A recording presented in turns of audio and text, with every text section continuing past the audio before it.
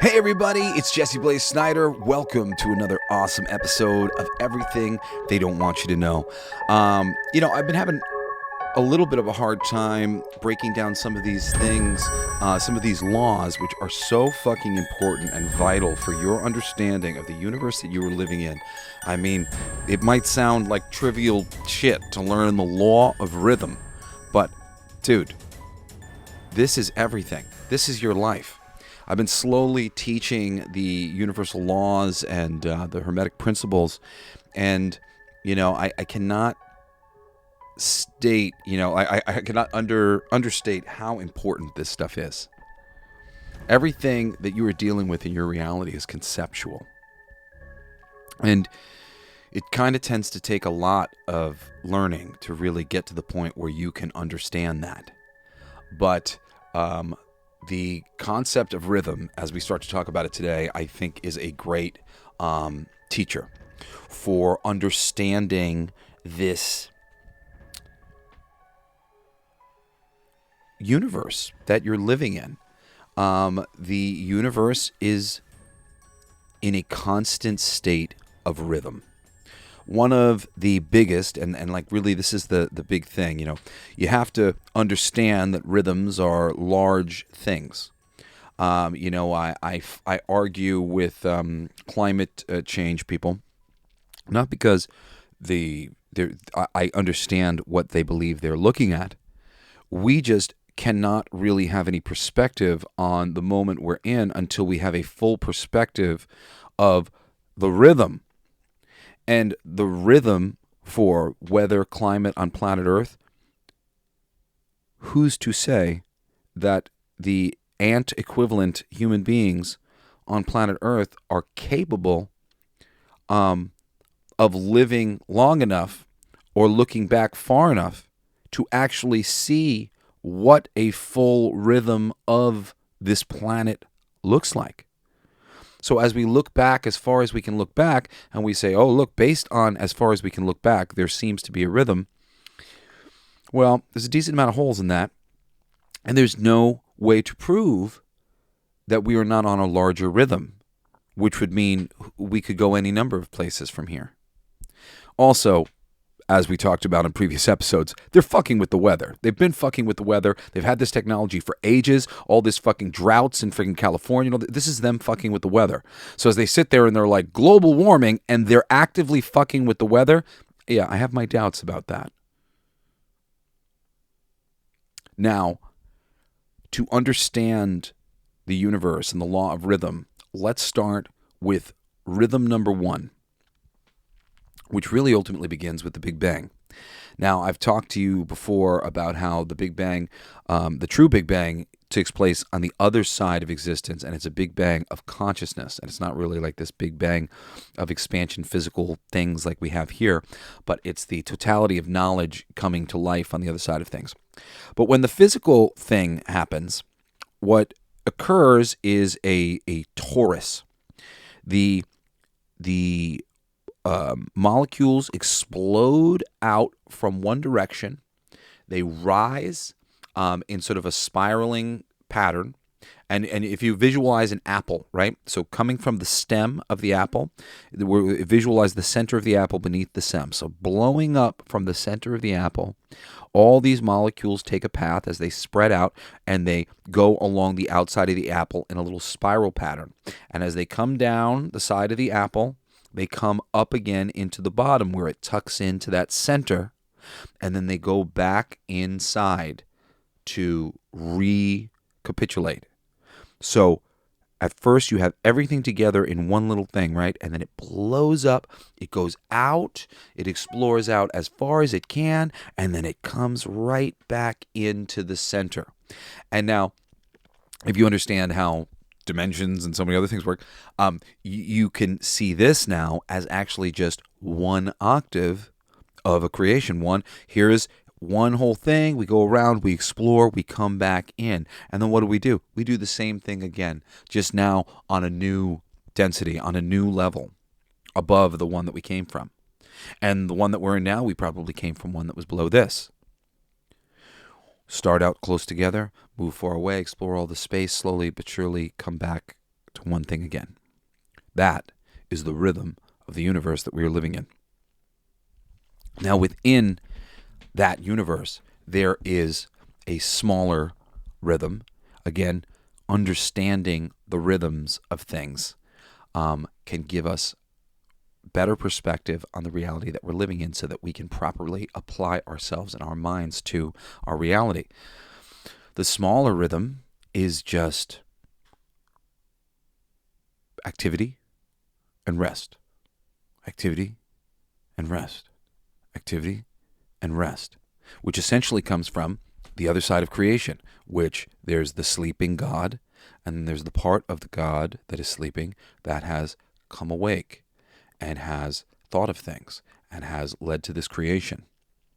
Those two things are forever, represented by the yin and yang. Here's the blackness with a little bit of the white in it, that consciousness that's connected to it. And here's that white consciousness with a little bit of the black in it that's connected to the unconscious nothing that it came from. Those things, that yin and yang, ebb and flow. Back and forth, good and bad, left and right. Okay, so there's a big rhythm of expansion, from really, really close to full exploration, and then back together. And then there's these little rhythms of rise and fall, rise and fall, rise and fall. Okay?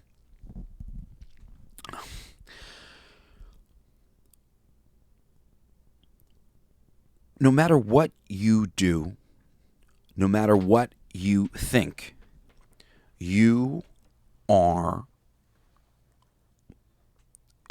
I should say this. As an unconscious being, and we all begin that way, you start to create rhythms. These rhythms create momentum. Momentum is an energy, an unstoppable energy behind a thing. It is inevitable. Reality is the manifest destiny of the inevitable creation of our thoughts, our fears, the possibilities that we think are possible. We are creating these things all the time. We're putting ourselves into rhythms. I talked about, there's a really good rhythm that I got myself on, where I recognize that in every good good neighborhood, there's bad people. In every bad neighborhood, there's good people, which a friend of mine had passed on to me. But beyond that, in every good person, there was bad. In every bad person, there was good.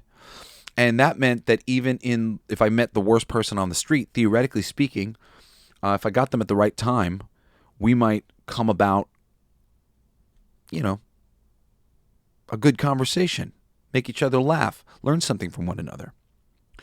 When I realized that was true, that was possible, I chose to believe that I always got the best out of everybody. I was always meeting them at the right moment, at the right time, and I always was getting the best out of them. I was getting laughs out of them, and they got the best out of me. We would get the best out of each other. That was what I decided to believe.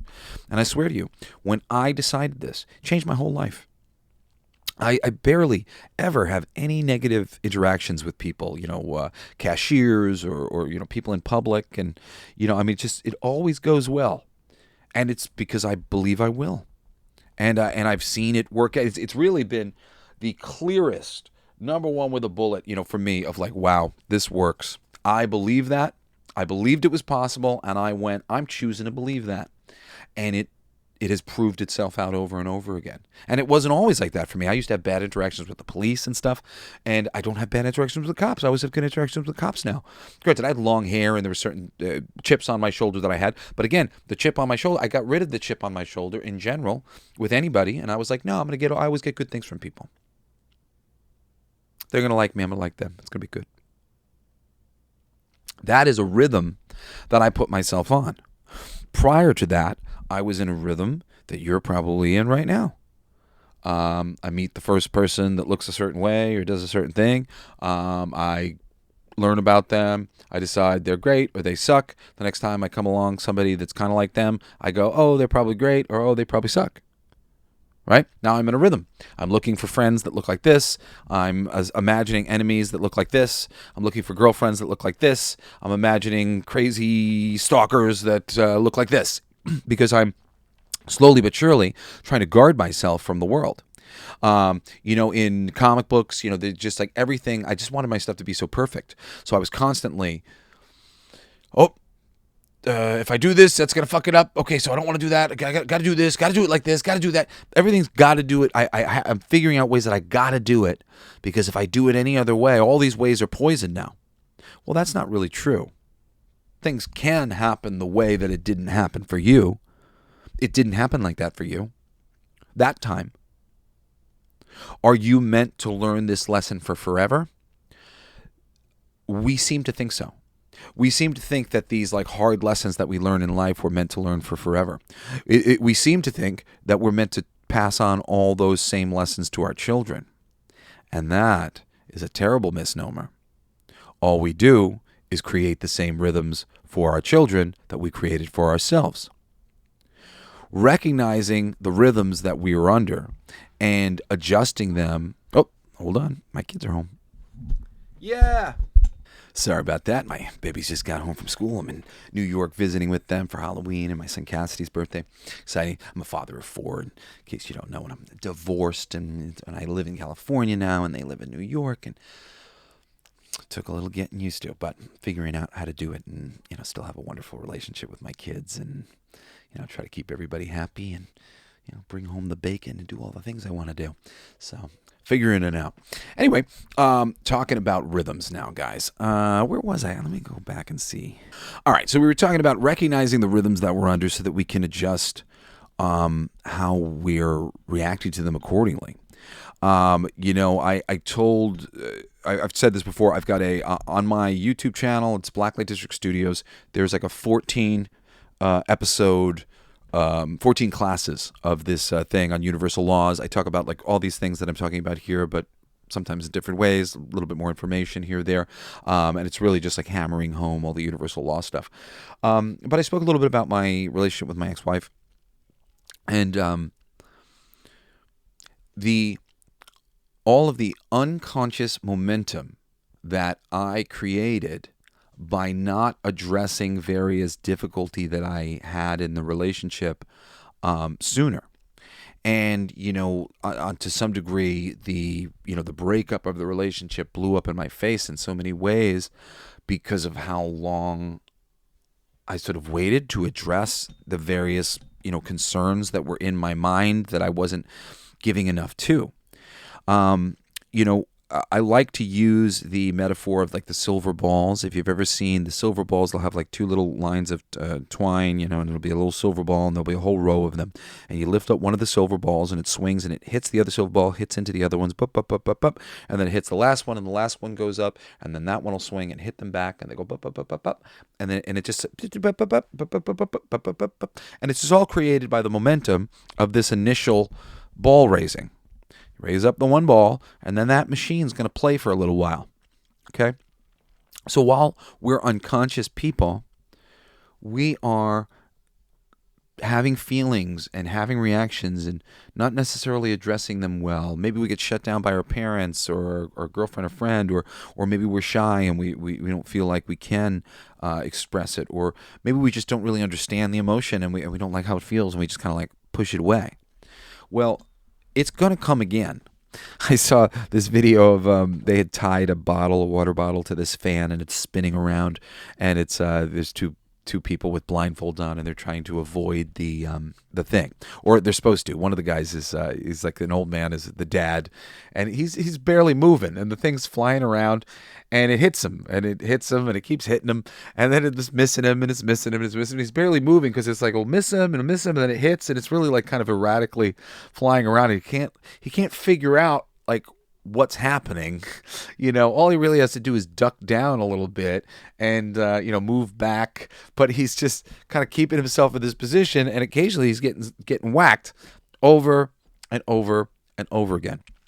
And that's it. When you're not a conscious person, you create this momentum, and until you become conscious, it's just going to keep beating the shit out of you. And honestly, it's not going to just stop the moment you recognize it. But that is going to be the beginning of you being able to change the rhythms that you're into. And remember, you got the big bang, everything separates far apart from each other, and then slowly but surely recapitulates back together. And then the small one, rise and fall, rest and activity. These are ultimately the rhythms across the board. It's a little annoying because when you boil down everything to everything, it's all a game of catch. Everything is an exchange of energy. You as one being exchanging with the other one beings that are you all the time. This energy exchange. And make no mistake, rhythm is karma. And karma has so many interesting prejudices attached to it as a concept. But if you think about karma as, I lift up the silver balls, and hey, silver ball in the middle, this is your karma. I mean, it's not really his karma. It's the inevitable momentum of the situation he's in. He's in this line of balls, and somebody picked up the other ball. If you're in a line of people and you shout out some terrible thing to one of the people, and maybe they get over it one night, but it was really terrible, and now they're holding resentment to you because one night in a drunken stupor you let out how you really felt about this person. Now they start talking about you behind your back. Now there's this building tension in the office. Now there's two groups of people. There's you and your friends, and there's the people who don't want you there anymore. And this is momentum. This is something has been created, and usually you're not really conscious of its creation in the first place. And now the thing is essentially out of control. Because once momentum is created, you can't adjust the tide of resentment from a friend, and then he's been able to talk to a couple people, and now you don't know those people as well, and he got to get there first and say a bunch of negative things. This is just energy that's being created. Like, you don't have the magic ability to go zip and get rid of that energy in their bodies. Sometimes, that's why, for me, when certain things have happened and, they've gotten so far without me being able to participate in it, because once you consciously are looking at it, you can get in there and you can try to slow down the momentum of a thing. But once it happens, now it's like, oh, man, am I really going to go in and argue with all these people who are already convinced that I said this or I did this? Or, this is just an uphill battle. This is you recognizing momentum, me recognizing momentum. Oh, there's momentum there. It's like, fuck. Right? And this law of rhythm, it is that swing. It is this karma, this come back around again. Karma is good. Karma is bad. Karma is all sorts of things. Karma is your interpretation, as is good and bad. We're going to get into that a little. There really is no good and bad, because there's no bad without the concept of good. And so often you're starting out bad until you develop the concept of good, and then you go, oh, this is good. That was bad. But you see what I mean? You came from bad to no good. And you didn't even know that bad was bad until you knew better. Right? You get that? Okay. So, any energy that you create will find its way back to you. Good and bad. And, and this is why, one of the greatest spiritual beliefs, and I wholly believe in this as well. This is another one that I've seen work out time and time again. I had a great friend of mine. He gave me some money. I needed money for something. And he just happened to kind of be Johnny on the spot. Problem happened, and I was like, oh, fuck, man, what am I going to do? And he went, I could give, I just, and he's a good friend of mine. So he kind of just went, don't even worry about it. If ever I'm in the same position in the future and you can help me, just remember. And I went, oh, thanks so much, man. I appreciate it. And he calls me 10 minutes later and he says, hey, guess what? I said, what? He says, don't even sweat that money I gave you. I said, oh, really? He goes, yeah. I walked into work right after I left you, and I got handed a pile of 6 times what I just gave you. And I wasn't expecting it. And I went, oh, fuck yeah, man, that's amazing. And it really is amazing, because I really do believe that to some degree, by allowing him to give to me, And which is a thing that's hard for me sometimes, to allow somebody to give me something, give me money. Well, you're just going to give me the money, But it was a moment where I was like, oh, well, this would be very helpful right now. The problem was I didn't have a whole bunch of extra money sitting around, so I couldn't do anything. I'm building a business. I have for those of you who are comic book fans, if you're into comics, I got a great comic book company called Blacklight District Studios. We make comics. We put out a couple cool things so far. We've done a few campaigns on Kickstarter. If you're interested, you can go to blacklightdistrict.co, and you can see the first book that we ever did that came out from Image Comics. Really cool music and comic book project. And there's some stuff on Kickstarter. We don't have any active campaigns right now, except my best friend, Aaron Sparrow, who is our editor, and ultimately this book will end up under our publishing thing one day. He's got a book called Kneel Before Doomface, and you can sign up for notifications on that right now, and you can actually pledge to my other buddy, Todd Blackwood's book. He's doing a Nosferatu graphic novel that's great. Todd Blackwood's an artist. He's fucking amazing. Aaron's a writer. He's amazing. Kneel Before Doomface will be coming to Kickstarter, I think, next Tuesday, and Todd Blackwood's Nosferatu graphic novel is out now. They're great guys. They really deserve the support. Anyway, so energy created, find its way back to you. My friend, he gave me some money, and he got a shitload of money. How great is that, right? So anyway, so I like I said, I needed it, because I was overextending myself with my company. I was laying out money or whatever, and then something came along, and I was like, oh fuck, what am I gonna do right now? And then I didn't have to make any drastic choices because my friend helped me. But I did know at some level that I helped him to get more money. And you might say, oh, Jesse, that was already coming and those things. Yeah, you think so, but I've seen it in visceral terms in various experiences, meditating with plant medicine and working with plant medicine, that it is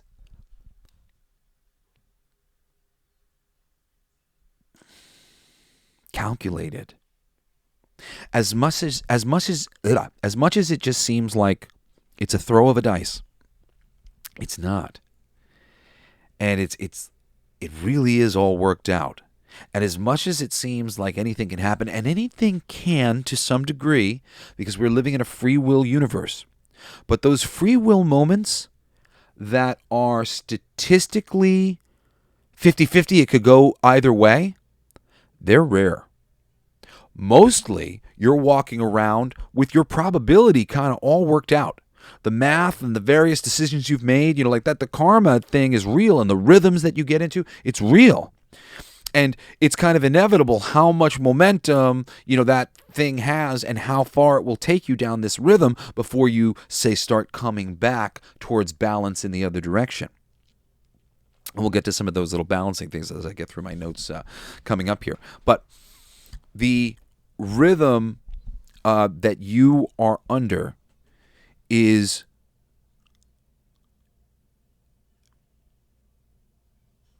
more or less locked in. And there are pivotal moments that are really the tests in your life that are going to come to you. And feeling, being able to feel the rhythm of that when the opportunity to get on a boat that will take you where you want to go, the opportunity to speak to a person or get a job or whatever it might be, move to a place that you want. Being able to recognize, that is really the key. And the biggest thing there is, sort of becoming conscious of these rhythms, becoming conscious of your desires, your emotions, the types of rhythms that you must be creating. If I'm thinking this all the time, if I'm thinking that all the time, if you start eyeing what you're thinking about all the time, it's pretty easy to start figuring out, well, where are my rhythms? If one of your rhythms is, I always get sick, and you say that a lot, guess what? You always get sick because you say that a lot. I never get sick, and I never get sick because I say that a lot. And even so, I've gotten sick before. But I've never changed my attitude about I don't get sick. I never get sick. And it's because, one, it's the best thing you can do for yourself. Calamity will come. Some things won't work out. But we're not meant to go, well, now I always get sick because I got sick this one time. Or because this one thing didn't work out, the next thing's not going to work out too. My first story that I put to Marvel, and actually I'll go back one further. The first story that I submitted to Marvel through their Marvel submission process got denied. I got a rejection letter. I still have it. Later, I submitted something directly to an editor, a script, and it got rejected. But he also said that he would take something else if I wanted to send something in, and so I sent something in 24 hours later. But if I just took it as rejection and I just stopped right there, I mean, even with the first thing, well, I got rejected. It's just the ebb and the flow. And eventually, as I got more perspective on, what I was doing or whatever, I got a gig. And granted, I got a gig right after that thing. I was like, okay, well, he didn't like that, but it was a back and forth with this guy as he was feeling me out, as he was seeing how he felt about my scripts and blah, blah, blah, blah. And then I got one, and it was more to his sensibilities after I got some notes from him. And, I had my first published work in comic books, a Deadpool story, which was just more up his alley, probably more what he was looking for this Marvel Comics Presents thing. He was probably looking for things with more action-packed. The thing that I'd submitted was very, not to say it was snoozy, but it was like a little drama piece. It was a short drama piece, and really well done. It was based on a short story that I'd written when I was younger that I really thought was very, very strong. So I kind of just went, let me put my best face forward. I'll just adapt this story that I had. And but it wasn't exactly this action bonanza. And, perhaps that was just the journey that I had to go through with him for him to be like, this isn't exactly to my sensibilities. And I've broken it down in other ways to other people where I was like, he hadn't read, there's a miniseries called Identity Disc, which I kind of based a little bit of some of what was going on in my short on, having to do with the vulture and his grandchild, and it showed that he had a heart. And my story had the vulture in it, and it showed that he had a heart. And this guy was like, I don't really see the vulture doing that, and blah, blah, blah, blah, blah. And I was like, man, he didn't read Identity Disc. If he read Identity Disc, he would have done it.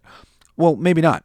If he'd read Identity Disc, he might have still said, nah, because it was like this snoozier story, and it wasn't an action-packed thing, which my Deadpool one was. So maybe, because of some of the things that he said, in his notes on the first one, I was like, well, let me try something different. And that was what led me to do an action bonanza, and I had Marco Cicchetto on the artwork, who's a really big comic book artist these days. But it was his first time he ever did anything. It was my first time too. And I was published. I was a published author. So, but I had to go through that rhythm. And I didn't assume that the rhythm would always be, I could never do it like this. So every single one of those things where you're like, I can never do it like that, I can never go back, that pathway is closed, that's your imagination. And it's your imagination for your parents, all your parents who've been trying to protect you, saying that pathway is closed. Look at how many kids have proved to their parents that that pathway isn't closed. You said that pathway was closed, it wasn't closed. My parents were, not both my parents so much, but my dad, he proved that his parents, didn't believe he could be a rock star and all this shit, and he proved it. He went out to prove it. It was very much a part of his identity, proving it. Which in this mental world, as he dove into this idea that I'm going to prove this shit, you're like, well, he did. And for those of you who don't know, I'm trying to rub it in people's face, but my father's Dee Snider from Twisted Sister, and his music is very. What's the word? Positive reinforcement for the mind, for the soul. It's just all about sort of freedom, free will, having the right attitude about things, and calling out others for having the wrong attitude about you and about the things that you want to do and the things that you believe in. Important stuff. My father is a guru without realizing it. He is a shaman who has been bringing forth great positive channeled energy for many people and empowering so many people. Look, we're not going to take it how many places that's been used as a political song to lift people up, and I want to rock. How many places it gets used in stadiums to lift up the audience and the people in the stands who are rooting on their team. So, Democrat and Republican, if you aren't one or the other. Oh, that's funny. Yeah. So there's this great quote about Democrats and Republicans, which and age, which I think really illustrates rhythm. A clear rhythm that has been noticed in our society has led to an old adage now that they say, if you're young and you're not a Democrat, you have no heart. But if you're old and you're not a Republican, you got no brain. And oh boy, I feel like an old man coming here and saying, ah, shit, it's true.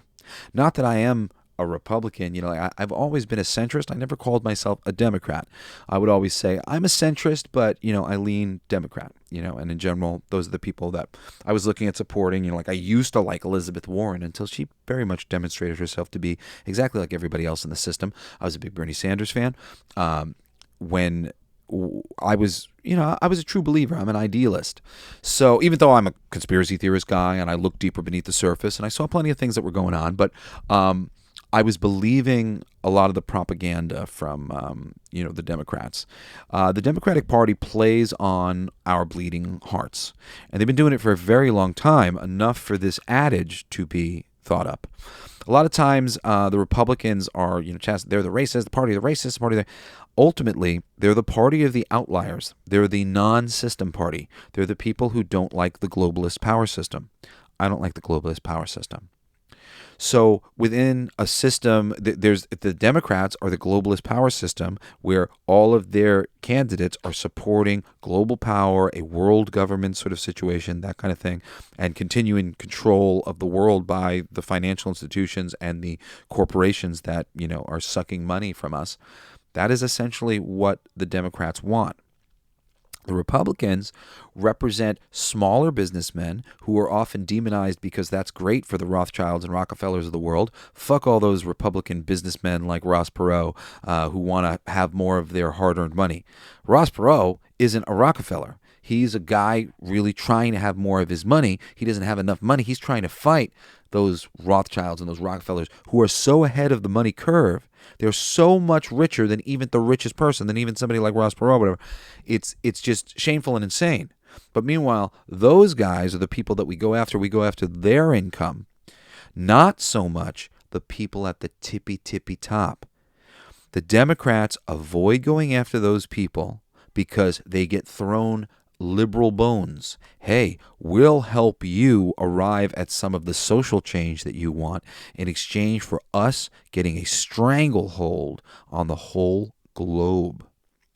So the Republican Party, you got libertarians in there, and I guess some Nazis, and plenty of other weirdo parties like black supremacists and any number of other religious supremacists, and then plenty of other people who are just fucking business people who are like, they're killing me. Like I couldn't, I had to lower everybody's fucking paycheck because of the way the government's taxing my business because I'm making a certain income that's like right in the middle of whatever that's really fucking up my ability to be a business. Like I know enough business people who, they're Republicans because they must be.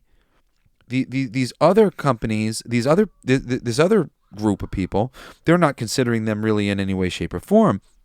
And they can do that whilst taking care of the biggest mouths in the room, the richest, but the people in the middle who actually care and have to fight for themselves and fight for their ability to continue to grow and compete with people like the Rockefellers, they become the evil rich people of the Republican Party and whatnot.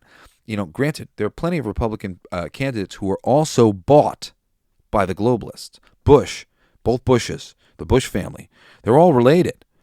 The Bushes were bought. Cheney, bought. There are plenty of people. McConnell, probably bought. There are plenty. And it's like, and you never know. However, somebody come along like J.D. Vance, and, I like J.D. Vance. Seems like a reasonable, rational guy that I could discuss policy with and try to figure out things, bring things forward, make things things. He and I might not agree on everything the same way, but I think we could probably come to terms. And I don't believe he's bought, and I believe that he really cares that people aren't bought. And and those are the people I'm looking for. I'm looking for the people who care that people aren't bought. I want the honest people. That's what we all want. We want the honest people. This rhythm that we've gone on to learn that the bleeding heart young people who have hearts vote Democrat, but then go on to be vexed by them later and become Republican as they struggle to live in this world financially, and they see how this party of the people, the Democrats, actually behave. And again, this isn't to say that, because when they swing it back to the Republicans and all of a sudden there's a lot of energy for the Republicans, they just put in a candidate that they want, or they buy the candidate that everybody wants, or blackmail the candidate that everybody wants. But this is a rhythm. I was talking about getting on a boat and there being sort of a difference between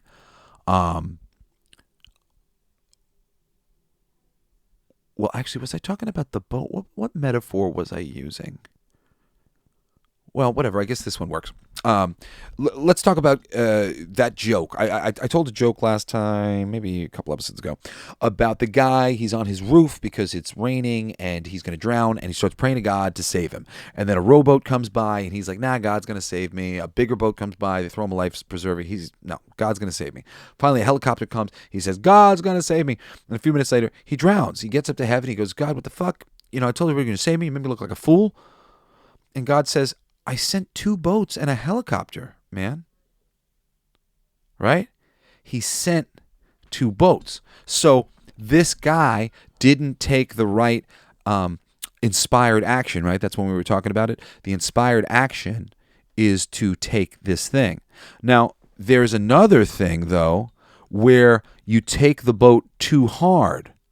Like, let's say this guy had enough weight on him. I mean, like, this is like a silly thing, but let's say he was a heavier man. And he decided to get on the boat, but he was panicking. And like in an exercise of his energy, he starts running back and forth from the one side of the boat to the other side of the boat, and the boat starts to rock. And before you know it, the boat capsizes, and now everybody drowns. In my life, I have a lot of careers. My essentially my 5 careers, although I guess it's more now. But my 5 careers have been comic book writer, and I mean, and these aren't like at one time or whatever. For the most part, this is kind of things that I've done for a little bulk of my career. Comic book writing, music,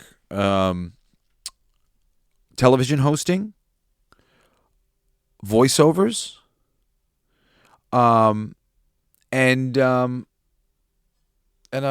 missing one. Voiceovers and podcasting. Let's say, I think I'm missing one of the things that I would normally point to. But in the important ones that matter for this telling of it, I have had a lot more success in some of these areas than others. And when I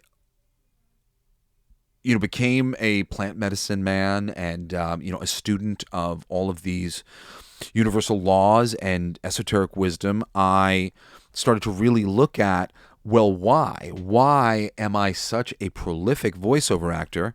And I am, for those of you guys that don't know, if you could see my resume, it's crazy. The amount, I every major product, every major television network, really like every major company that there is, I've worked for them. And I've been the voice of some of the biggest brands on planet Earth: Kia Motors, Pizza Hut, Cheetos, GameStop, the Metropolitan Opera. To this day, I'm the voice of Food Paradise on Travel Channel. I've done a lot of narration for Smithsonian Channel and other people, video games and books on tape and tons. In my age demographic, I am probably the most prolific, at the very least, in terms of like the range of jobs and whatnot. Like, it's not like there's a lot of names. You might know a name from animation or something like that, but there's not a lot of names in the business. But I'm a younger guy who really kind of took the business by storm, and worked like crazy for ages. In this new DEI world, I ultimately was not working very much, and it wasn't super important to me. So I kind of my agency went under, and I haven't replaced it yet because I just wasn't really focusing on that anymore. Now I'm focused on the things that I love to do the most, which is comics and music and doing these podcasts for you guys every week. But that the success that I had in voiceovers, I realized that it came from the fact that I didn't care I didn't care about voiceovers. I mean, I did just enough. Like, I was like, oh, that sounds fun. And, I like to act, but I'm a little uncomfortable, like, acting in front of people. I always used to feel like when I would put myself out there, a lot of times I would get, like, accused of being an egotist. And like I just like to have fun, and like would always sort of be like, "Oh, let's play. Yeah, that'd be fun. Let's do it," kind of thing. But it really put a bad taste in my mouth over time of like, being too silly, because like people seem to think like, "Oh, he wants to be the center of attention or something." And I was like always sort of like, "Oh no, I was inviting you to join me in being silly. I thought we could be silly together." Like not like trying to be the center of Sillyville over here.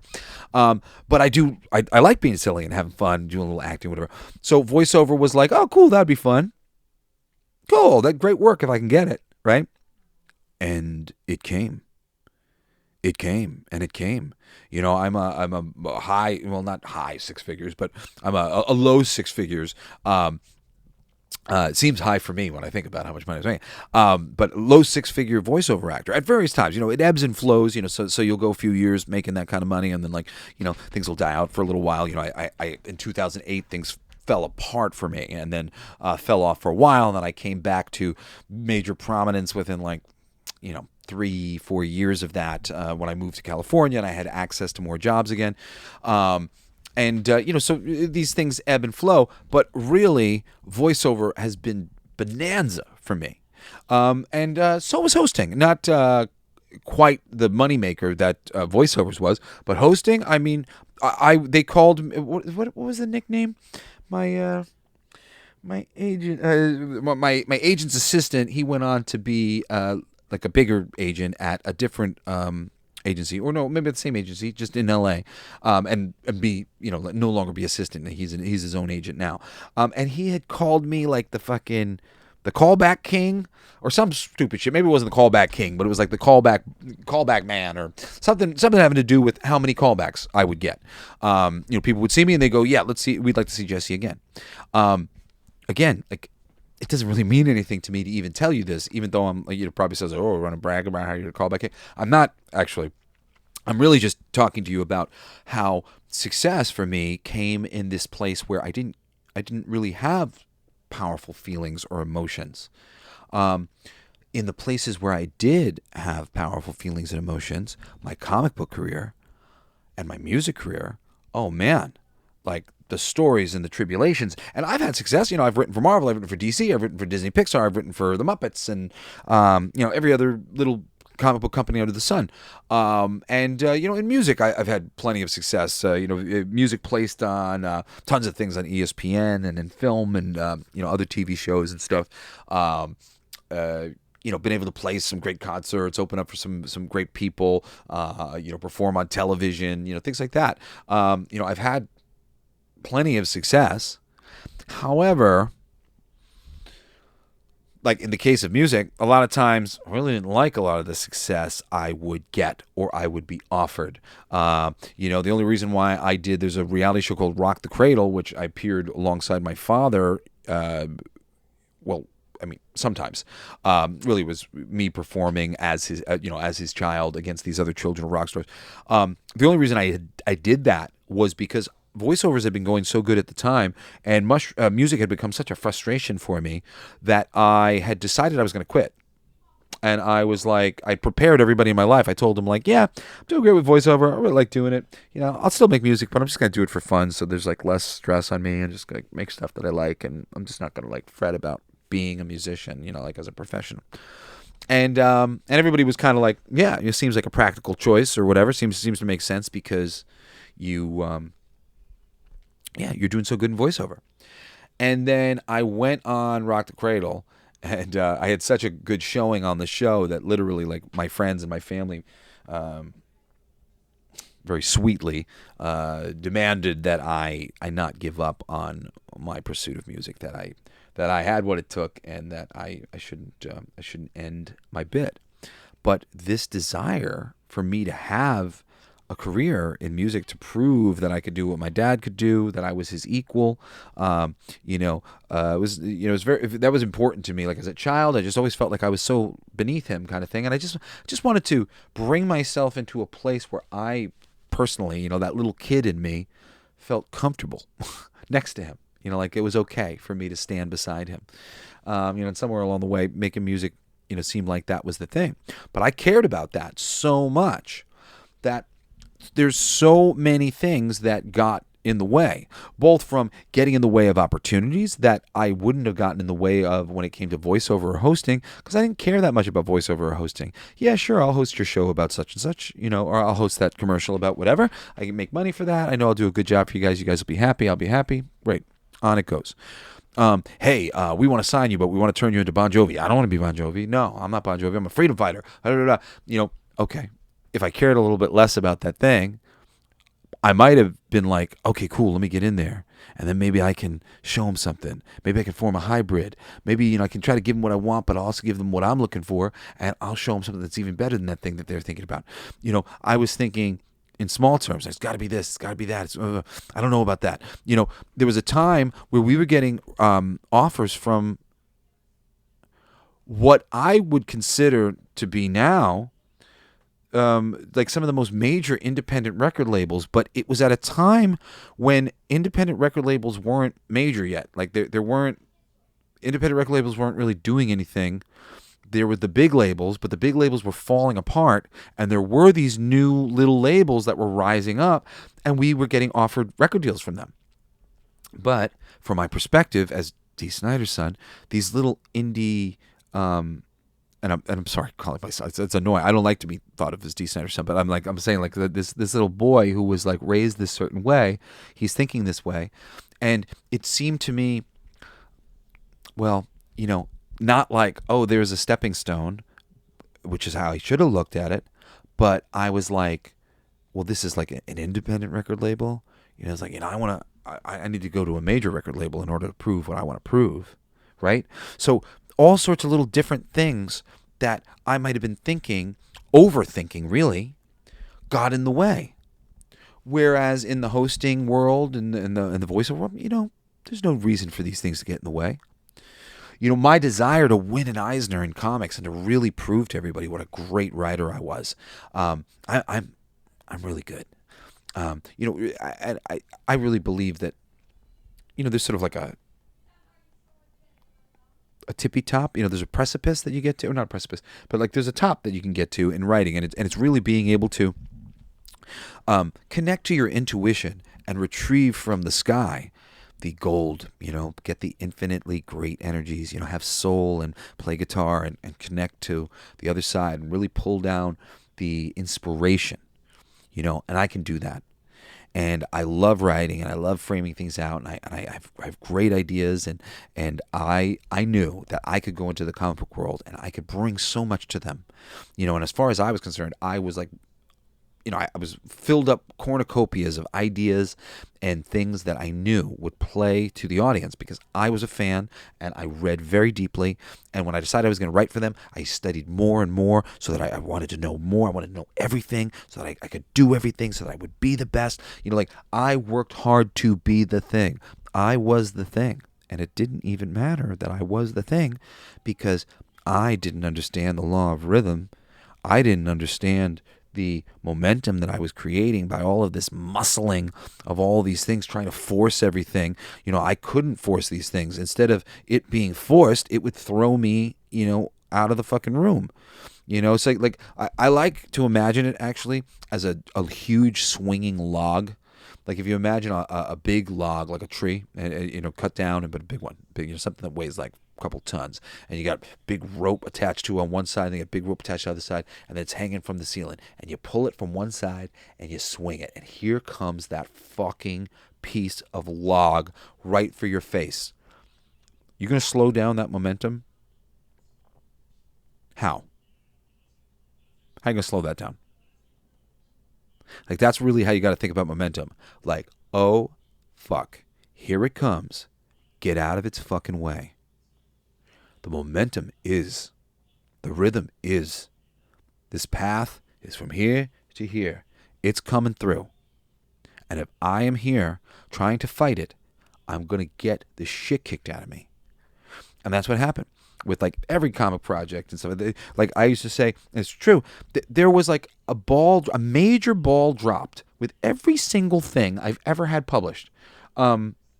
With the exception of Blacklight District from Image Comics, which was I produced that myself. My company produced that, and then Image put it out for us, and they did a great job. They didn't fuck anything up. I really appreciated Image for putting out that book and stuff. I mean, but there was a major ball dropped actually with that, which was I didn't have any advertising money to properly advertise the book, and it did not get promoted.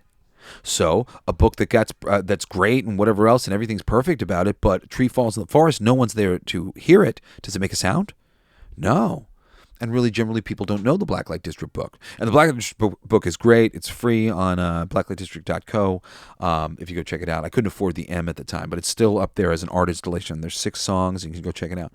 But yeah, but that to some degree, once I started believing that, every project I do, some ball gets dropped, right? Well, now I got a self-fulfilling prophecy. Now I'm in a rhythm. So coming to reality years later, I'm like, oh, fuck. I've created all these false rhythms. I have all these hang-ups about being Dee's kid, and I gotta prove myself in this way or that way, or I can't prove myself in this way because the way I see it, that would be me riding his coattails, and I don't want to ride his coattails. I want to do this an honorable way. You get yourself into all sorts of karmic rhythms as these ideas begin to be propagated, and they eventually come to a head one way or another, and either you turn back or it explodes in your face to learn that lesson and then move on to the thing. But you will learn these lessons eventually. And I learned with music and comics, and I've been having a lot more success with music lately, and a lot more success with comics in a lot of different ways, because I don't care. And I'm going about it a different way. I'm just doing it for myself. I'm doing it to have a good time, trying not to overthink it, overplay. They say be general. You think of your highest good, when you're trying to attract things. You don't want to get super specific, tomorrow Danny's going to give me $5,000. Well, what if that idea happens to not be possible?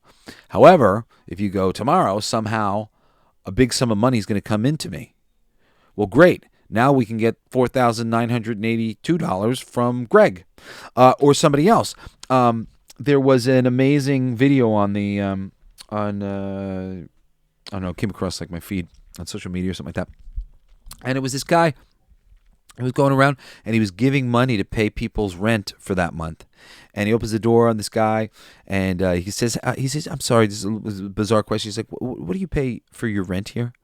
And the guy goes, whatever it is. He's like, $2,500 a month or whatever. So the guy goes, okay. And he opens up this envelope and he starts counting money. And he goes, 20,000. All right, 2,500. He goes, here you go. And the guy goes, what? You're kidding, right? He says, no. He says, I don't have the money to pay my rent this month. I'm always on time for my rent, but something happened, and I can't do it this month. I was praying this morning that somehow money would come. And here you are. Oh, it makes me want to cry. It's real. It's real. It really is real. But it's not begging for the money. It's visualizing and it's believing in the possibilities. Everything is possible. Anything is possible at any time. And if you can believe that, it's so real. Like, it's already real, and God and the fucking universe or the angel, however you want to fucking look at the other side of things, they will show you. They will show you that they're real. One day, one way or another, you will see. It will pop up.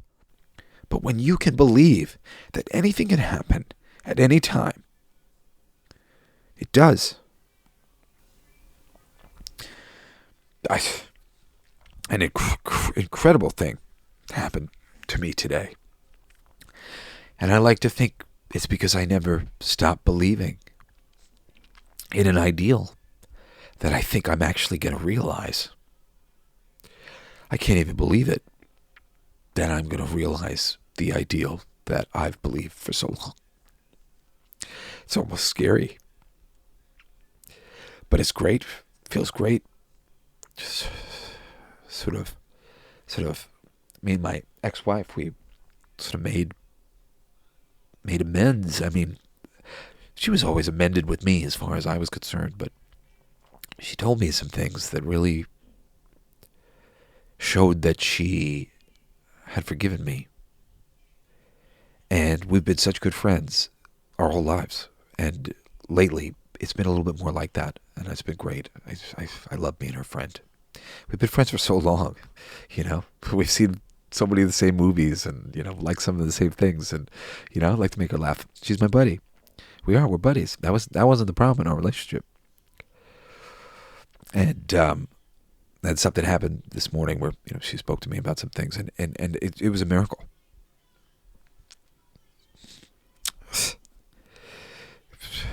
For me, it was a miracle. It was a miracle. I didn't know that I needed to be forgiven, or whatever it was. But I can tell you that it wouldn't have happened unless I had forgiven, and unless I was open, and I was there, and I was available. But I did those things, and one day, the thing that I hoped might come, a realization of perhaps the wisdom in our split, despite so many signs that, you know, children and whatnot, that it wasn't the best idea. I really do believe that both of us will be so much happier, you know, and are on so many levels, and one day that much more, as we fall into the lives that maybe we would have chosen for ourselves if we were making better choices for ourselves at the time. But all you could do is slowly come to recognize the rhythms that you're in and try to open yourself up to new rhythms. Because make no mistake, you're locked into the rhythms that you're in because it's what you believe. You believe that you're in this pattern with your parents, with your Aunt Judy. You know, every time I see Judy, she says all the wrong things. Blah, blah, blah. You literally will bring these patterns in, and you might go, but yeah, no, man, Aunt Judy's a fucking bitch. She always says the thing. I understand, but she's always going to say the thing until you stop thinking that she's gonna, for one. And you might have to stop thinking that she's gonna for a little while. But trust me, if you do, if you can, it will eventually end. So, rhythm, from good to evil, left to right, transformation, rhythm, good to evil, left, right. These are all rhythms, right? You know, the classic quote for, you know, the universal law is, everything flows out and in. Everything has its tides. All things rise and fall. The pendulum swings, manifesting everything. The measure of the swing to the right is the measure of the swing back to the left. Right? So that experiment, right, where they have a big chain hanging from the ceiling or whatever, and they put it to your nose, and then they let it swing, and it swings back, but it doesn't quite touch your nose. You know, measure the swing from the left to the right, but then there's a little bit of a decrease now in this uptick, and now we're into a new octave. We're into a lower frequency, a slightly lower piece of the swing, but that's when something is slowing down. You can think of a similar thing working the opposite way when things begin to create momentum. I've talked about this before. When is the best time to talk about a disagreement that you're having with somebody? The moment it happens.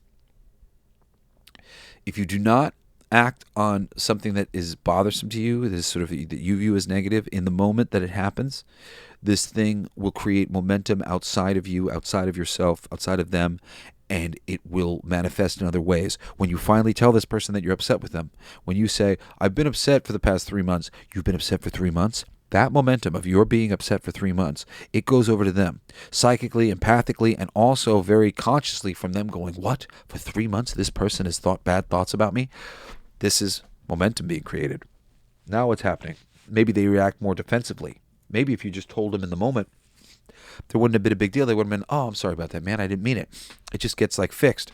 Now, maybe it turns into a fight. Maybe they, don't like you telling them that like that because they don't like to make mistakes and they're sensitive to this sort of thing. And now you're calling them on their shit.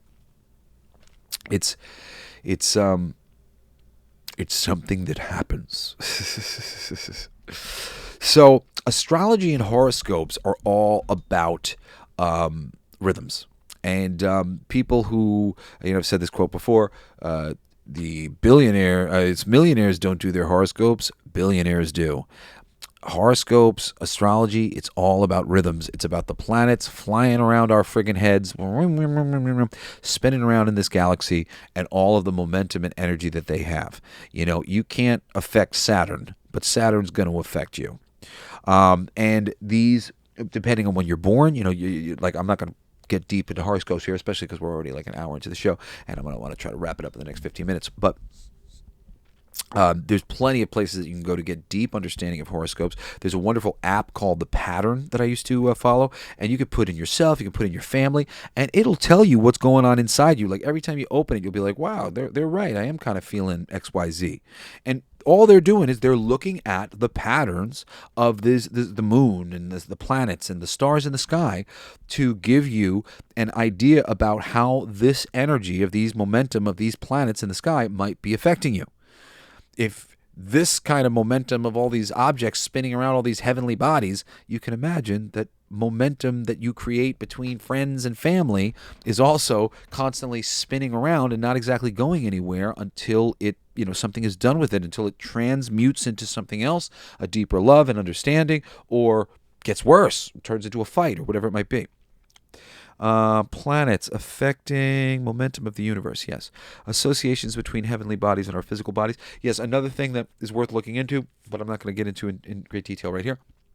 Your chakra system has associations with the planetary bodies. So different things that the planetary bodies do affects us in all different ways. I mean, again, all these things are tied together, and momentum and energy, these of the rhythms of the planets and the rhythms of the solar system and the rhythms of the tides, the menstrual cycles, the weather cycles, even something like, condensation, and now we have snow, that's a fucking rhythm.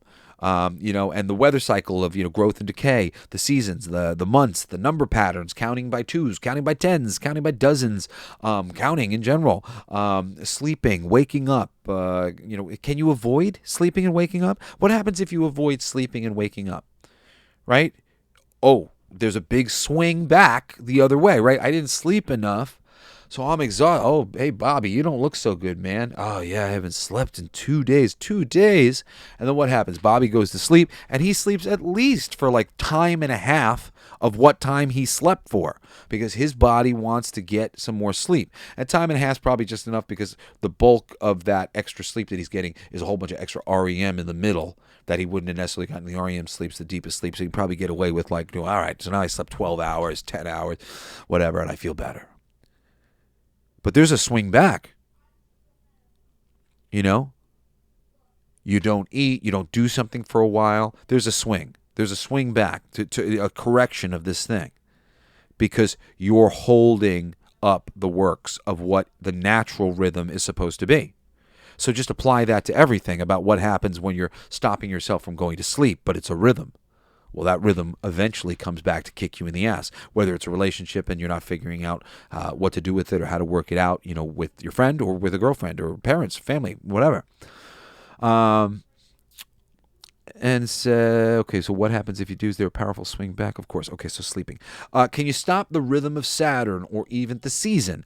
Awake and at rest, rhythm, breathing. Talking about that breathing, sometimes people don't think, because as you breathe in, you're doing something, there's a physical act. And when you breathe out, usually it's not necessarily like a physical act. It's like you activity to breathe in, and then to breathe out, you just let go. And now we rest, right? And we breathe out. Beginning and end, really. Yeah, everything's just beginning and end. Rhythms are all beginnings and endings, but the rhythms are always sort of leading somewhere because the pattern is teaching you and guiding you towards a greater perspective tomorrow than you had yesterday.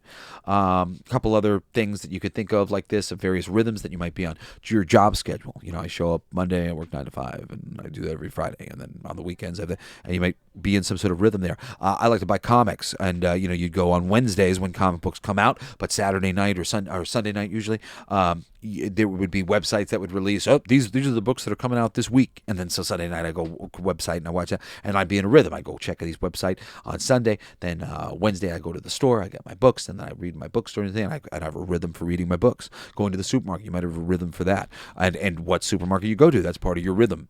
What stores you go to in general, that's part of your rhythm. What bands what bands you're listening to, what brands you're buying, it's all part of the rhythms that you're selecting for yourself. And a rhythm of I eat Snickers all the time might lead to a peanut allergy. As I discovered with eating paydays, I was eating like twice a week or something like that, and I'd happened to been going to an immunologist, a person who checks for allergies. And they had checked me a month earlier, and I came back for my follow-up appointment, and they said, "Have you been eating a lot of peanuts recently?" And I said, "Yeah, I've been eating like a couple paydays every week." And they said, "You developed a peanut allergy." Now, this is because the peanuts in these candies are non-GMO. Not non-GMO, sorry. They are GMO. They are not the type of quality that your body would prefer. And long-term, you can develop an allergy from that. Long-term, you can get cancer from these artificial sweeteners that are in all of these various products. Long-term, if your rhythm is to eat a certain thing that isn't really so great for you, or to go to a certain place where there is radiation from cell phone towers, whatever, you might over time develop cancer. This is why they don't want you to know about rhythm. Because you're like, oh, I'm fine. You're fine now. Get into a rhythm in this thing, learn about a cycle that takes place, and find out that over time, doing this can be very debilitating to your health, to other people's health, whatever it might be. And rhythm will teach us that. Once we can get a perspective on what the rhythm of a various thing is, where the energy is going, what it's leading to. So, I was talking about other things, haircuts, New Year's, holidays, wars, empires, the rise and fall of empires. I mean, granted, I think so much of that is, so many of the falls of empire are orchestrated. But still, even the orchestration of the falls of the empire could be seen as just a schedule that everything's on. And obviously, everything does rise and fall. Eventually, empires do come to an end. People do move on. We move into new octaves. The beings that were dwelling here on Earth are interested in new forms of consciousness that might be interesting to them.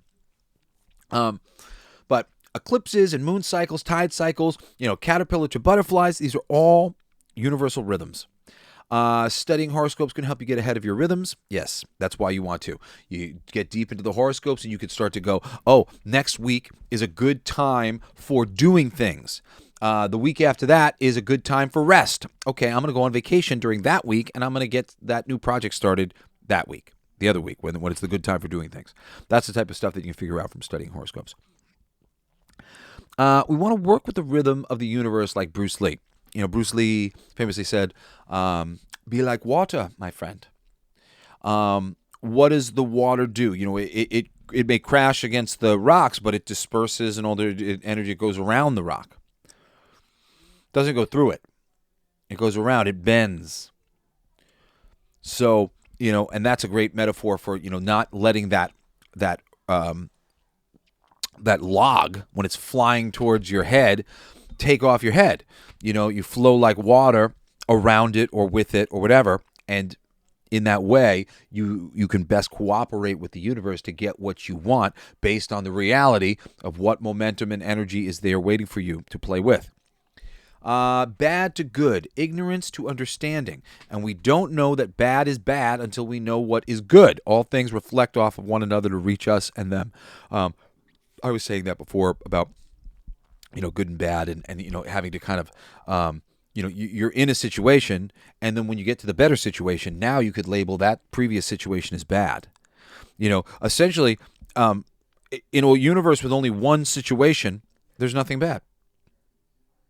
You need something to compare it to, right? So all good, bad is ultimately comparison, and all good, bad is kind of relatively subjective, from the standpoint that you will eventually reach a perspective on the thing that you are seeing as good or bad, where you will have totally new thoughts and depth on what it is that you were looking at in the first place, and an even higher understanding of it. An even higher a higher part of your consciousness will eventually develop where you don't even recognize good or bad, or the situations that you were deeming as good or bad. They're no longer even conceptually fathomable because you've moved into some new sphere where you don't even have to worry about these concepts. Grief, shock, denial, anger, bargaining, and acceptance. I found this very interesting. The 5 stages of grief are very much like the swinging of a pendulum that you see when, like, I have like a little visualization that I've made in my mind where there's essentially 5 pit stops on the road to, or so I should say 4 pit stops on the road to balance, with balance being the final one.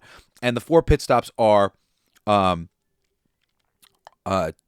way too much, way too little, and too little. Usually we start off by either doing too much or way too much. Or we start off by doing too little or way too little. We eventually learn that maybe we should adjust this way too little or this way too much, and we switch over to one of the other ones. Some people can go through less of them, but in general, we'll go through all 4. We'll be really extreme in one direction. We'll be really extreme in the other direction. We'll be less extreme, but still in one direction. Less extreme, but in the other direction. And then finally, if we continue on this path, we'll come to a place of balance where we're in the middle. And very much that denial. It's like denial leads to anger. You deny, no, I don't want to believe this thing. So denial, I deny it, and that leads to anger. So denial is sort of one feeling, no, it didn't happen. Then it goes over there, nah, and now it comes back. Bargaining. What's bargaining? Bargaining is like denial. No. What if we do this? What if we do that? What if we do that? And then what happens? We can't make a deal. So we get back over to anger. And now the only way to get out of anger is the acceptance. And this is swinging. This is a pendulum swinging back and forth. So I just find that an interesting rhythm within the thing, and I think that's very interesting, that search for things, that the grief bit, see the bargain, all this stuff. We're always looking at this center, and we're like, do we go that way or that way? Because we're polarized people, so we pick a side, and how powerfully we pick that side sort of dictates how the journey is going to go for us. And then there's various versions that we will go to as we're like, nah, I hit this too hard, or maybe I didn't hit it hard enough. I should hit it harder. And then we increase our thing. Or no, I picked the wrong side. I got to go to the other side. No, maybe I got to go to the other side harder. But really the true answer is always right in the middle. Shooting out of the cannon of the tree of life. Oh, yeah, there's an interesting... I have this written in my notebook that was like my notes for the Universal Laws class. There's this tree of life thing, and if you turn it on the side, it kind of looks like a cannon. It basically goes through this like little chakra system kind of looking thing with like little orbs, and essentially it starts off in balance, and it kind of goes down or up, and then starts zigzagging, and eventually after this like same kind of move, this like 1, 2, 3, 4 balance again. Just like I did the thing. There's these like 4 little versions that you can get before you hit the balance. And then once again, after it hits that balance node in the middle, it does another it continues on and does another 1, 2, 3, 4 zigzag, and then goes out through the middle, through the center of this thing. And again, just another universal representation of a very simple, we're kind of bouncing off the walls until we can get ourselves aimed at that center path. We try over there. Nope, that's too hot. We try over there. No, that's too cold. Over here, just right. The trick is taking on a higher perspective on all of these rhythms to work with it. Yeah, and that really is the thing. Pulling yourself out of this thing where you just are the rhythms, working out, this being, this body, it's going through all these rhythms. Consciously be aware of your rhythms. Constantly come to the understanding of what rhythms are creating the parts of your existence that you're not appreciating, that you're not enjoying, and what you might be able to do differently to change that in the future. Now, rhythm is mutable. Like you can fuck with that big ass log flying at your face, but you must be aware of the backward swing, because that's really what it is. When the thing is flying at you, that's not the place to get your leverage. It's when the thing is at rest. It flies at you with its momentum, but on its backswing, that's the part where you can get in there and you can maneuver the situation a little bit. Kicking and screaming, it only makes whatever you're dealing with worse. You got to be ready and accept what's coming. And if you're aware and able to do that, you can then, I know where it's going. I know where it's going to land, so I'm going to be there to catch it. It's as simple as, a ball gets hit up into the air in a baseball game, and then there it is. You see it in the air, you judge with your eyes, and you're trying to get underneath so you can catch the ball. You can't do that if you don't have any perspective. If you don't have any perspective that the ball's coming up this way, and you're going to have to put yourself in this position based on the trajectory that it's on, if you can't make that judgment, you're not going to get there. To get that pass, to shoot that basket, you're going to make this judgment, and you're going to, execute. To achieve this awareness is why people get into horoscopes and whatnot. Yes, we talked about that already. There's 13 horoscopes. There's a lot of cool apps. Remember, I recommended the Pattern. I would recommend the Pattern. Very cool app. Help you with recognizing what part of the energetic cycle you might be in at any given time. Self-fulfilling prophecy, self-fulfilling rhythms. When you get into a pattern with somebody of like, so-and-so always does this. Every time I go there, this happens. There's always, my car is always getting robbed. I never have any money. Any adages like that, do away with them. Do away with them right now. And if you can, replace them with, I always have money. People always respect me and my property. I'm always safe. My things are always safe. I never get sick. These thoughts create rhythms that play out in your world all the time. Take the power back. I have it on pretty reasonable authority that there is a number of them, means in which that basically at all times, all human beings on planet Earth are being psychically attacked and given bad thought suggestions. Meaning, a thought that is not your own is showing up in your mind that you didn't think. It's happening all the time. There are many, many, many ways in which this can happen. And one day I'll do an episode talking at length about all of the various means that this can happen.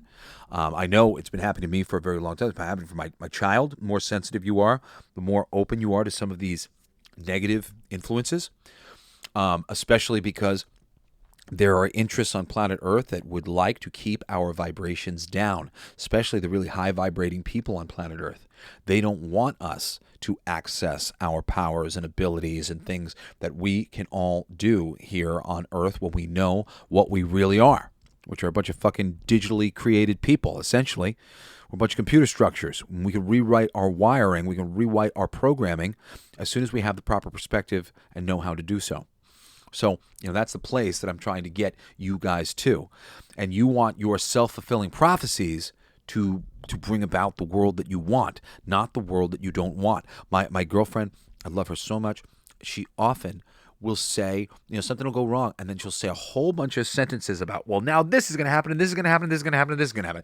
And I'll be like, dude, don't say that. You'll bring it into existence. She's like, yeah, but I know what's going to happen. And I'm like, you knowing it's going to happen makes it that much more likely to happen. I mean, she is very magical. She's a very magical person. She's a redhead. She's got so much energy. She's super psychic. And somebody, you say this thing, you're convinced of it. Yes. Yes. And it is a little annoying sometimes to be confronted by that. And I know sometimes Julie's like, stop confronting me with like basically telling me I'm like ruining my life by thinking a thing. And I don't want her to feel like, oh, you've ruined your life because you thought that thing. But I do want her to think, I'd like to have better thoughts. I want to have better thoughts. No need to think these bad thoughts. No need to add any fuel to any potential fire that might be there, because that's good for her, because I want her to have a nice life. We had got into a little fight about it. At a little point, and I was on the floor, and I was just going, dude, I'm not trying to like tell you what to do and be a jerk. I'm somebody who loves you, seeing you say that a whole bunch of bad things are about to happen to you. And I'm like, oh, I know that on some level that helps. And I don't want bad things to happen to you. So I'm sitting here as somebody who loves you going, don't do that. Please don't do that to yourself. I want the best for your world. And if you could just help me by trying not to like throw any dynamite onto the wonderful universe that you live in, and it for you out there too. I love you guys. I love you all. We're all one. And, we gotta get our minds right. Okay? And, don't beat yourself up too bad. Don't blame yourself for the thoughts as they come in. There's tons of fucking psychic attacks that essentially are coming and come from all sorts of places. Elementals and physical technology on planet Earth and then some. There's just all sorts of ways that this can happen, and I believe it's happening all the time to most people. We have to be the ones to ignore the bad ideas and to replace them with consistent thoughts that can gather momentum and bring us to the places we want to go instead of the places we don't. And I'm telling you, your consistent, conscious thoughts are way more powerful than, your unconsciously thinking bad thoughts. It's not great for your reality, but consciously thinking good thoughts can cancel that out and then some. Everything is good, no matter where it is in its cycle, in its rhythm. And actually understanding that all things are in cycle, all things are in rhythm, that gives you better perspective on it, where it is. Realizing that a person you may be dealing with, they're in cycle, they're in rhythm. Perhaps they haven't gotten to this point where they realize the thing that you've realized. But to recognize these rhythms, recognize these cycles, these momentums, is to know that everybody's essentially heading to the same place. We're all learning the same things about ourselves as God, about the same things as about the universe as God, and coming to the same place. Over time, we all ebb and flow, and our things change. But everybody goes through that same cycle. You're young and you got a bleeding heart, and you're a Democrat, and then you get a little older and you become a Republican because of the things that you went through. There are similar cycles playing out for every person, and we can take control of these cycles and consciously bring about new cycles that we prefer. Almost done here. Everything is good no matter where it is in the cycle. Knowing when to move. Timing. Little girl. What little girl? Knowing when to move. Oh. Yeah. Knowing when to move. Timing. We talked about inspired action on previous episode. And, and so many of these universal laws, because they are all so intrinsically tied together, explaining sort of consciousness, with really just, it's this one thing being described in a few different ways so that you can better understand what it is you're really looking at. Rhythm, it's dance, it's knowing how to move to the rhythm, move to the beat, move in the timing that interacts with the other things, timing. My rhythm goes against your rhythm, or my rhythm comes up against your rhythm, or my rhythm's with your rhythm. We're in tandem, we're countering each other. There's any number of rhythms and counter rhythms that we might be in with one another. People learn rhythm through sport often, and I realize kids learn rhythm through their dads. And I feel bad. There's a lot of kids out there who have dads who aren't a bigger part of their life. I often run into these kids who don't have dads at the park when I'm with my kids, and usually, their single mom will be down at the park with their kids, and the single moms tend not to actually be like playing in the park with their kids. They'll be like at the bench, and then the kids go play by themselves. So the little boys, little girls, whatever, they'll get attracted to me and my kids. We're playing tag, we're doing whatever it is, and they want to join.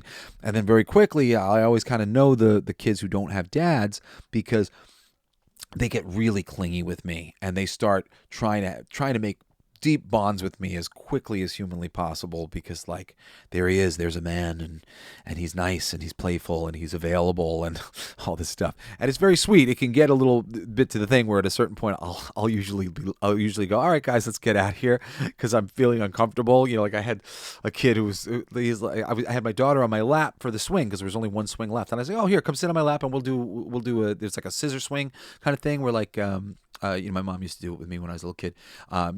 You would sit on your mom's lap or your dad's lap, and you spread your legs, and so you put your legs around and you pump on the back and they pump in the front. Appropriate for father and child, bit inappropriate for adult, stranger, and child. And he's like, can I do that? Can I do that? I'm like, all right, I got to get out of this park before I have to keep telling these kids, no, I can't scissor swing with people who aren't my kids. So the interesting thing, though, that you'll see a lot of times with these kids who don't have dads is they have no rhythm. And it really dawned on me the other day. The kids were at the park, and this little girl, and I just kept saying, oh my God, that little girl is so dopey. Because like I would go to, like, when you would chase her, she would run away from the base. Like, here's the base. She's supposed to get closer to it. And instead, she would like literally turn and run in the opposite direction. And if you tried to, like, if she was very easy to corner, like very easy to stop her. She didn't know how to move her feet. She didn't know how to juke. And I realized dads all the time, we're roughhousing with our children. What are we teaching them? We're teaching them rhythm. We're teaching them timing. Here he comes. If I don't want to avoid daddy's face, if I don't want to avoid this big tackle, he's going to tackle him. He's going to hit me with the thing. We roughhouse with our kids. And I don't even, you don't even realize, you're teaching them something. You're teaching them not to be afraid. You're teaching them to be ready. You're teaching them to be able to react to things.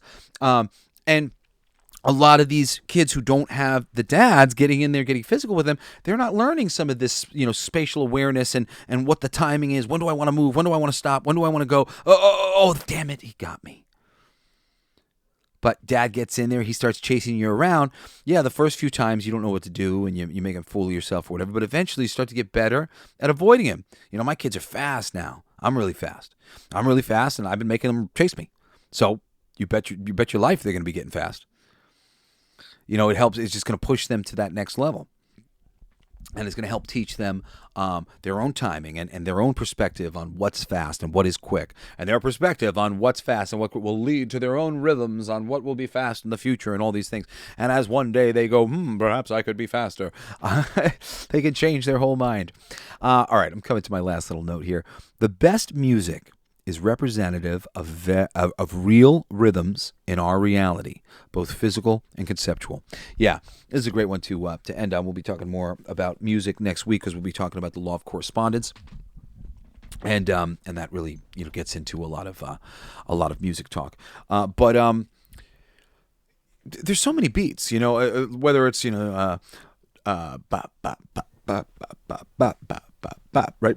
Standard kind of thing, or you could do a ba ka ta ka ka ta ba ta ka ta ka ka ta ba ka ta ka ta ka ta ba ta ka ta ka ta boom ba gung ka da ka dong bong ka bong ka dong ka dong. All of these are rhythms. These rhythms exist within life. I mean, you will be walking through a city sometime, and all of a sudden you'll hear like a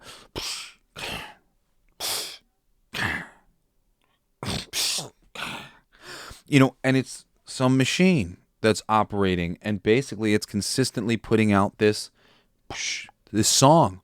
Or a train, choo choo. If you're a songwriter, if you're a really good songwriter, you're doing it at a high level, and you're working with lyrics and melody, you are trying to match your guitar and bass and the musical notes of the music, the physical music that you're playing, with the melodic notes of the music you are singing, with the lyrical concepts that represent the energy of the song you're singing. So if you're writing a song about living La Vida Loca, for lack of a better word or whatever, you want the melody to represent living the crazy life. You want the guitars to represent living the crazy life. You want the attack and the approach to represent living the crazy life. You want the performance style to represent living the crazy life. And every single one of these things is a choice that you're going to make of how to do these things. But ultimately, if you're following the rhythm of the thing, well, the rhythm is going to, it's like everything's going to inform itself. When these things end up clashing, if somebody writes lyrics that don't really fit the tone, or writes a melody that doesn't really fit the music, or the music doesn't fit the lyrics and the melody, it doesn't work. That's you fighting that log swinging. It's when you let the log go by and then you grab a hold of it on the way back and you be additive to it. And then we add an extra chorus of row, row, row your boat to the row, row, row boat that you're already singing, right? Complementary. I like to say it in terms of a really good spiritual lesson is a lesson that you learn in improv.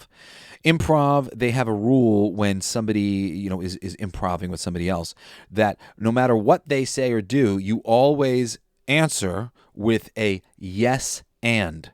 And this doesn't mean that you might necessarily say yes and, but that your response to what they're doing is to affirm it as true. Whatever it is that they pretend is true, you also pretend it's true, and add to it something, theoretically organic. Even if it's irreverent, it's the best irreverence is irreverent because of the previous thing said. This would be really funny to say now. Because of this, this would be great. Because of this, this would be great. So, there's a continuity to this thing. Ultimately, that's what rhythm is. It's understanding the continuity between all things. And there is very simple continuity between all things that I have been teaching you on this very show, if you've been paying attention to the previous episodes that we've done. If you haven't listened to the previous episodes of the show, please listen. After the intro, episode 1 through 9 or whatever it is, this is all the first bits of the universal law. This is how it's all figuring itself out. This is how everything's coming into existence. Nothing is wasted. Everything has continuity amongst itself because it's all one and it's all a giant, infinite, and infinitely intelligent mind that is capable of putting these things together in a way where it's all just right.